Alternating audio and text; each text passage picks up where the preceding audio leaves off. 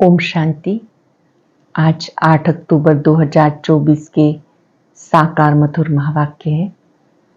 आज की मधुर मुरली में बाबा ने बड़ी मधुर बात समझाई कि तुम बच्चों को बाबा की सेवा में मददगार बनना है। जो बच्चे बाबा की सर्विस में मददगार बनते हैं उनका भविष्य में बहुत ऊंच पद होता है। कई बच्चे चलते चलते सर्विस की बजाय डिस सर्विस करने लगते हैं। तुम बच्चों को चलते फिरते भी बाबा की याद में रहना है, जिससे बुद्धि रिफाइन बनती जाएगी। अपना समय और अपनी शक्तियों को वेस्ट नहीं करना। कई बाबा के बच्चे अपने समय और शक्तियों को वेस्ट करते हैं। जैसे कोई शरीर छोड़ता है तो बहुत से मनुष्य वहां पर बहुत खर्चा करते हैं। बाबा ने कहा कि जब आत्मा चली गई तो अब उस शरीर की कोई वैल्यू नहीं। तो यहाँ पर अपने समय और शक्ति को बचाना, अर्थात रोना नहीं। बाबा को याद करके उस आत्मा को शांति का दान देना है। जो भी संसार के अंदर स्कूलों में पढ़ाई जाती है, वहां पर जो हिस्ट्री मिलती है वो द्वापर कलयुग की मिलती है। सतयुग त्रेता के बारे में वो जानते नहीं। बाबा आते हैं, सारी हिस्ट्री ज्योग्राफी समझाते हैं। बाबा कहते मैं तुम बच्चों को फिर से मनुष्य से देवता बनाने के लिए आया हूं। तुम अभी राजयोग सीखते हो। राजयोग सीख कर तुम्हें दिव्य गुण स्वयं में लाने हैं। ज्ञान के साथ साथ योग बहुत जरूरी है। अगर आप योग करते हैं, ज्ञान नहीं सुनते हैं, तो भी उन्नति नहीं होती है। ध्यान से समझेंगे इस बात को कि यहाँ पर जो हमें योग करना है वो समझ शक्ति से करना है और ज्ञान से वो समझ मिलती है, जिससे आत्मा पावन बन जाती है। बाबा ने कहा कि तुम बच्चों को बाबा की सेवा में अपना जीवन सफल करना है। जो बच्चे कदम कदम पर सर्विसेबल हैं वो बाबा के मददगार फूल हैं। बाबा ने कहा कई बच्चे तो ट्रेटर बन जाते हैं और ऐसे ट्रेटर बन जाते हैं कि वो विघन डालते रहते हैं। अपने को बाबा का भी बाबा समझ के चलते हैं कि मैं शिव बाबा का भी बाबा हूँ और जो मैं कहूँ बाबा को वैसा करना चाहिए। ऐसा ट्रेटर नहीं बनना है। क्या क्या होता है ये तो गुड़ जाने, गुड़ की गोथरी जाने। या तो शिव बाबा जाने या फिर ब्रह्मा बाबा जाने। मुख्य बात है याद से अपनी बुद्धि को शुद्ध बनाना, पवित्र बनाना। सुनते हैं बाबा के मधुर बोल। बाबा ने कहा मीठे बच्चे, बुद्धि को रिफाइन बनाना है तो एक बाप की याद में रहो। याद से आत्मा स्वच्छ बनती जाएगी। बुद्धि को रिफाइन बनाना है तो एक बाप की याद में रहो। याद से आत्मा स्वच्छ बनती जाएगी। क्वेश्चन है, वर्तमान समय मनुष्य अपना टाइम व मनी वेस्ट कैसे कर रहे हैं? वर्तमान समय मनुष्य अपना टाइम व मनी कैसे वेस्ट कर रहे हैं? जब कोई शरीर छोड़ता है उसके पीछे कितना पैसा आदि खर्च करते हैं। जब कोई शरीर छोड़कर चला गया तो उसकी कोई वैल्यू रही नहीं, इसलिए उसके पिछाड़ी जो कुछ करते हैं उसमें टाइम और मनी वेस्ट करते हैं। जब कोई शरीर छोड़ता है उसके पीछे कितना पैसा आदि खर्च करते। जब कोई शरीर छोड़कर चला गया उसकी कोई वैल्यू नहीं रही, इसलिए उसके पिछाड़ी जो कुछ करते हैं अपना टाइम और मनी वेस्ट करते हैं। ओम शांति। रूहानी बाप बैठ बच्चों को समझाते। ये भी ऐसे कहते हैं ना, फिर बाप है या दादा है, दादा भी कहेंगे रूहानी बाप। तुम बच्चों को नॉलेज सुना रहे हैं पास्ट, प्रेजेंट, फ्यूचर की। रूहानी बाप नॉलेज सुनाते हैं पास्ट, प्रेजेंट और फ्यूचर की। वास्तव में सतयुग से लेकर त्रेता अंत तक क्या हुआ ये मुख्य बात है। बाकी द्वापर कलयुग में कौन कौन आई, क्या क्या हुआ, उसकी हिस्ट्री ज्योग्राफी तो बहुत है। सतयुग त्रेता की कोई हिस्ट्री ज्योग्राफी है नहीं, तो सबकी हिस्ट्री ज्योग्राफी और तो है, बाकी देवी देवताओं को लाखों वर्ष पहले ले गए। ये बेहद की बेसमझी है। तुम भी बेहद की बेसमझी में थे, अभी थोड़ा थोड़ा समझ रहे हो। कोई तो अभी भी कुछ समझते नहीं, बहुत कुछ समझने का है। बाप ने आबू की महिमा पे समझाया, इस पे ख्याल करना चाहिए, तुम्हारी बुद्धि में आना चाहिए। तुम यहाँ बैठे हो, तुम्हारा यादगार दिलवाड़ा मंदिर कब बना है, कितने वर्ष बाद बना? कहते 1250 वर्ष हुए, तो बाकी कितने वर्ष रहे? 3750 वर्ष रहे। तो उन्होंने अभी का यादगार और बैकुंठ का यादगार बनाया। मंदिरों की भी कंपटीशन होती है, एक दो से अच्छा बनाएंगे। अभी तो पैसा ही कहाँ है जो बनाए, पैसा तो बहुत था, तो सोमनाथ का मंदिर कितना बड़ा बनाया, अभी तो बना ना सके। भले आगरा आदि में बनाते हैं, परंतु वो है फालतू। मनुष्य अंधियारे में है, इस समय मनुष्य अंधियारे में, जब तक बनावे तब तक विनाश भी आ जाएगा।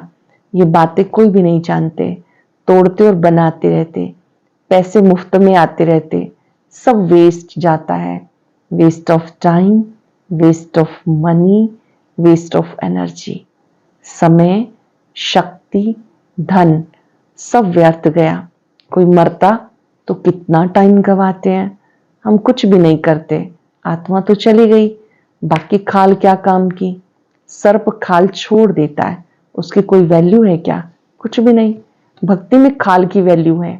जड़ चित्र की कितनी पूजा करते हैं, परंतु वो कब आए, कैसे आए, कुछ पता नहीं। इसे कहते भूत पूजा। 5 तत्वों की पूजा करते हैं। समझो लक्ष्मी नारायण स्वर्ग में राज्य करते थे। अच्छा 150 वर्ष आयु पूरी हुई, शरीर छोड़ दिया, बस शरीर कोई काम का नहीं रहा, उनकी वहां क्या वैल्यू होगी? आत्मा चली गई, शरीर चंडाल के हाथ में दे दिया, वह रस्म रिवाज के अनुसार उसे जला देंगे। पैसे नहीं, ऐसे नहीं कि उनकी मिट्टी लेकर के उड़ाएंगे नाम करने के लिए, कुछ भी नहीं।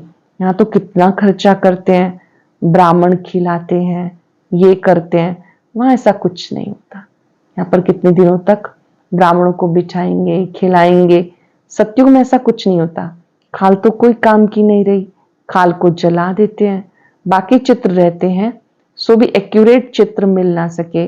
ये आदि देव की पत्थर की मूर्ति एक्यूरेट थोड़ी है। पूजा जब शुरू की तब से पत्थर की है, पूजा जब शुरू की तब से पत्थर की है।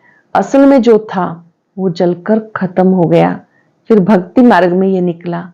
इन बातों पर सोच तो चलता है ना। आबू की महिमा को अच्छी रीति सिद्ध करना है। आबू तीर्थ महान तीर्थ है, इसकी महिमा को सिद्ध करना है। तुम भी यहाँ बैठे हो, यहाँ ही बाप सारे विश्व को नरक से स्वर्ग बना रहे हैं।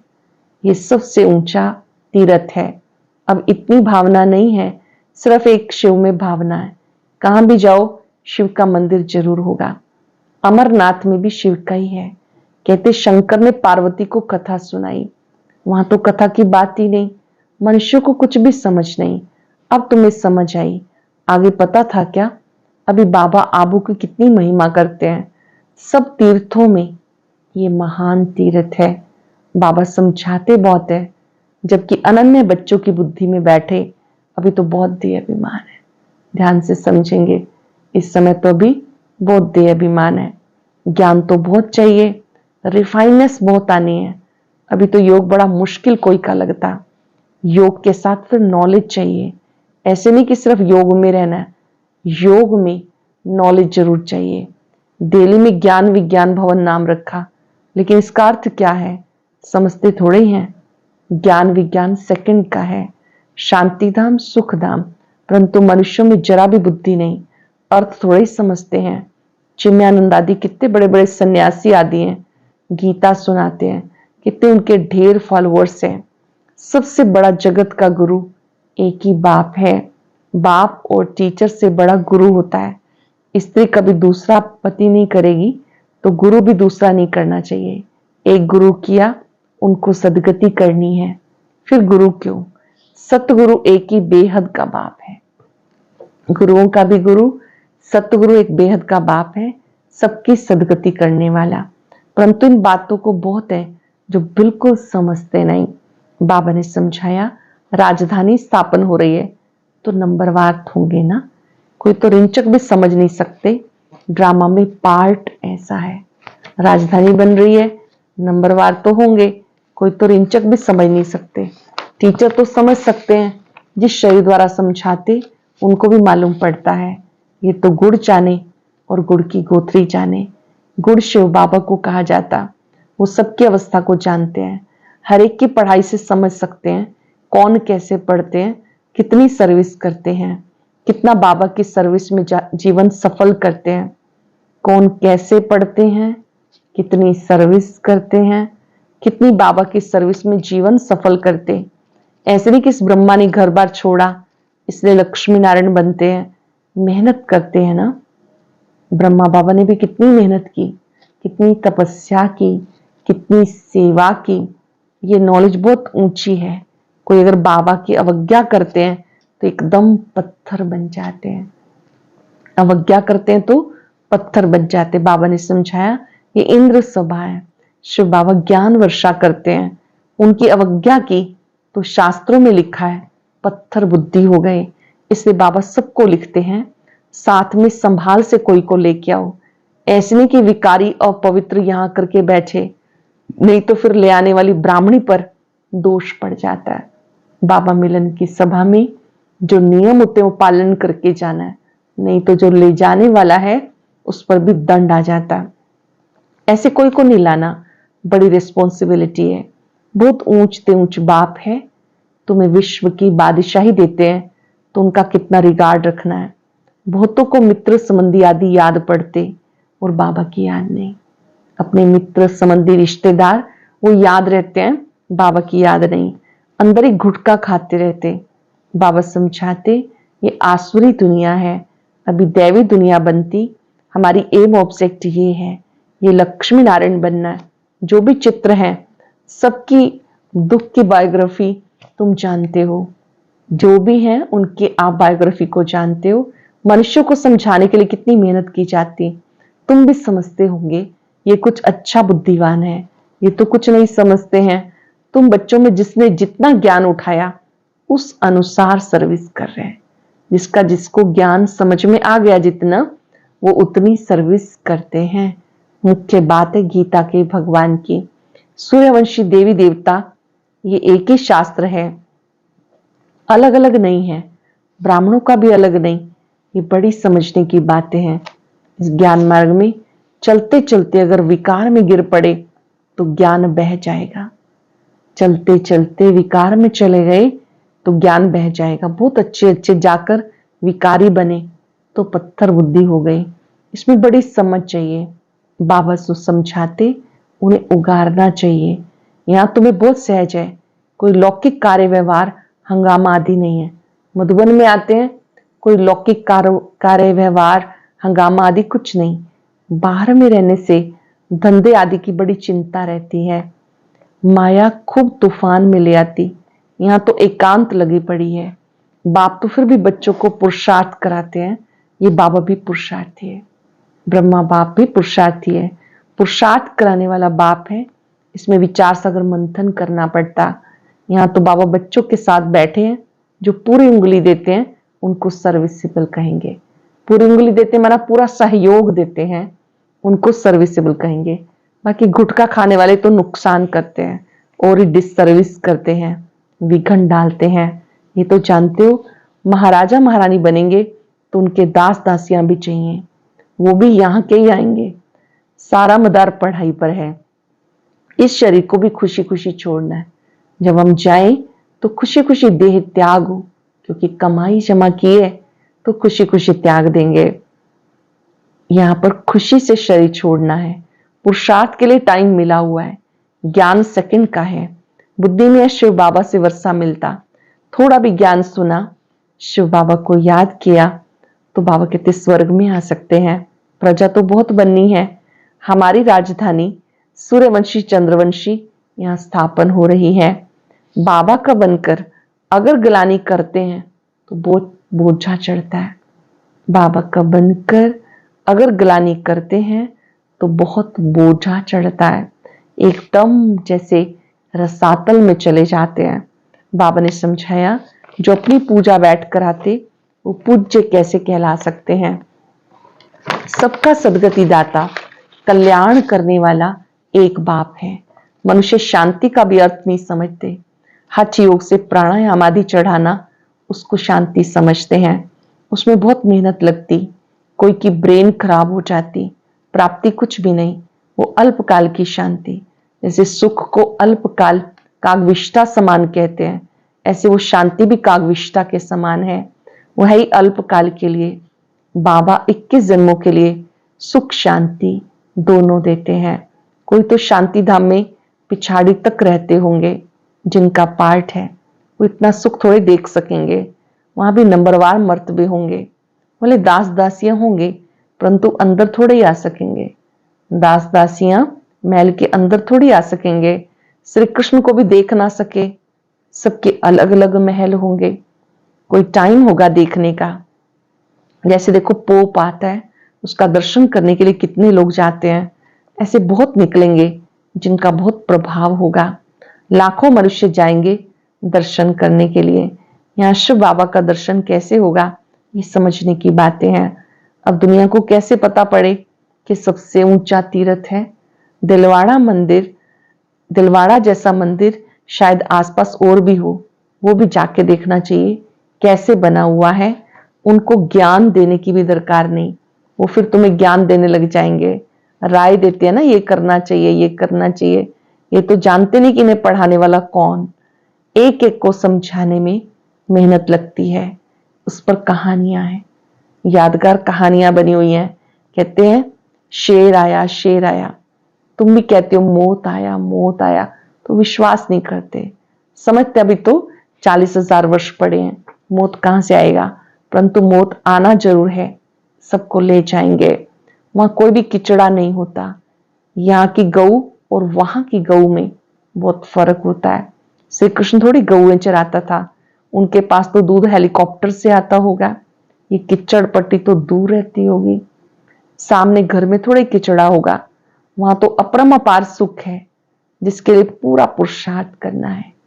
सत्युगी दुनिया में जा रहे हैं, पूरा पुरुषार्थ करना है। कितने अच्छे अच्छे बच्चे सेंटर से आते हैं, बाबा देखकर कितना खुश होते हैं। नंबरवार पुरुषार्थ अनुसार फूल निकलते हैं। फूल जो है वो अपने को भी फूल समझते हैं। दिल्ली में भी बच्चे कितनी सर्विस करते थे, रात दिन। ज्ञान भी कितना ऊंच है, आगे कुछ नहीं जानते थे, अब कितनी मेहनत करनी पड़ती। बाबा के पास सब समाचार आते, कोई का सुनाते और किसी का नहीं भी सुनाते हैं, क्योंकि ट्रेटर भी बहुत होते हैं। बहुत फर्स्ट क्लास भी ट्रेटर बन जाते हैं, थर्ड क्लास भी ट्रेटर हैं। थोड़ा ज्ञान मिला, समझते हम शिव बाबा के भी बाबा बन गए। थोड़ा सा ज्ञान मिला, सोचते हम बाबा के भी बाबा बन गए। पहचान तो है ही नहीं, नॉलेज कौन दे रहा है। ये नॉलेज देने वाला स्वयं ज्ञान सागर है, निराकार है। अच्छा, मीठे मीठे सिक्के लदे बच्चों प्रति माता पिता बाप दादा का याद प्यार गुड मॉर्निंग।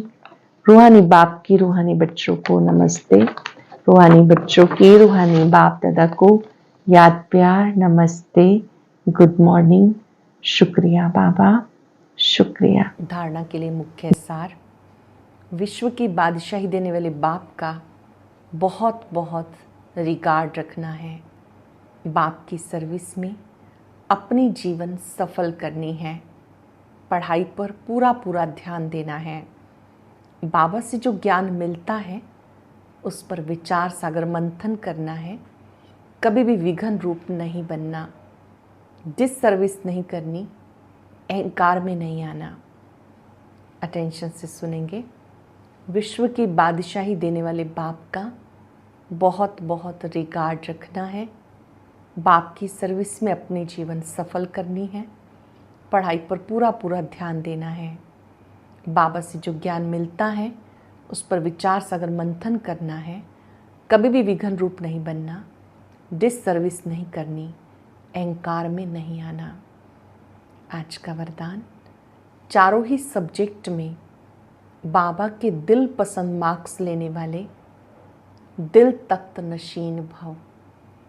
चारों ही सब्जेक्ट में बाप के दिल पसंद मार्क्स लेने वाले दिल तख्त नशीन भव। जो बच्चे चारों ही सब्जेक्ट में अच्छे मार्क्स लेते हैं, आदि से अंत तक अच्छे नंबर से पास होते हैं, उन्हें पास विद ऑनर कहा जाता है। बीच बीच में मार्क्स कम हुई फिर मेकअप किया, ऐसे नहीं, लेकिन सभी सब्जेक्ट में बाबा के दिल पसंद ही दिल तख्त नशीन बनते हैं। साथ साथ ब्राह्मण संसार में सबके प्यारे, सर्व के सहयोगी, सर्व का सम्मान प्राप्त करने वाले दिल तख्त नशीन सो राज्य तख्त नशीन बनते हैं। जो बच्चे चारों सब्जेक्ट में अच्छे मार्क्स लेते हैं, ज्ञान, योग, धारणा, सेवा आदि से अंत तक अच्छे नंबर से पास होते हैं, उन्हें पास विद ऑनर कहा जाता है। बीच बीच में मार्क्स कम हुई फिर मेकअप किया, ऐसे नहीं, लेकिन सभी सब्जेक्ट में बाबा के दिल पसंद ही दिल तख्त नशीन बनते हैं। साथ साथ ब्राह्मण संसार में सबके प्यारे, सबके सहयोगी, सबका सम्मान प्राप्त करने वाले दिल तख्त नशीन सो राज्य तख्त नशीन बनते हैं। ऐसी आत्माएं ब्राह्मण परिवार में भी सबका स्नेह सहयोग प्राप्त करती हैं, वही बाबा के दिल तख्त नशीन सो राज्य तख्त नशीन बनते हैं। सरल शब्दों में पहले संगम पर हमें बाबा के दिल तख्त को जीतना है। इस ब्राह्मण परिवार के साथ स्नेही सहयोगी बन के रहना है, न्यारे प्यारे बन के रहना है। ऐसी आत्मा ही सबकी दुआएं प्राप्त करती है। चारों ही सब्जेक्ट पर फुल अटेंशन देना है, तब पास विद ऑनर बनेंगे। स्लोगन है, दिल रुबा वो है जिसके दिल में सदा ही ये गीत बजता रहे, मैं बाबा का, बाबा मेरा।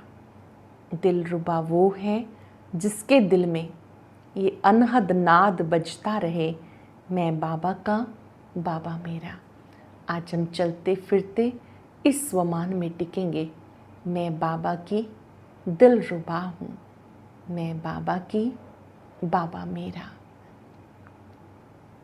इस सुंदर स्वमान में स्थित हो जाएं। मैं पद्मा पदम भाग्यवान आत्मा हूँ जो भगवान मुझसे प्यार करता है। मेरा भाग्य अति श्रेष्ठ है।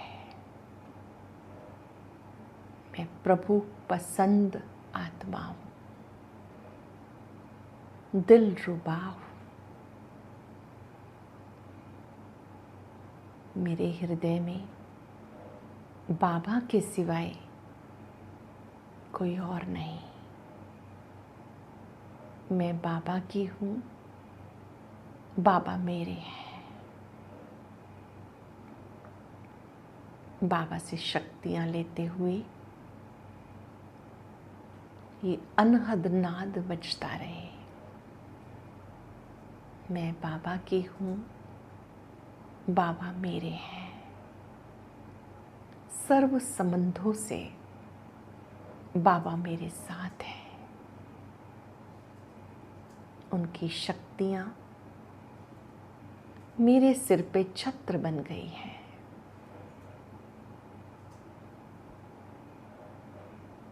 मैं अपने दिल में बाबा को बसाकर बहुत आनंद में हूँ, बहुत सुखी हूँ, शक्तिशाली हूँ।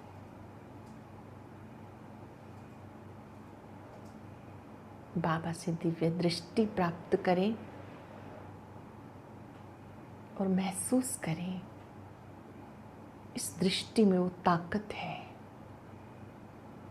जो मेरे निश्चय को, प्यार को निश्चिन बढ़ाती है।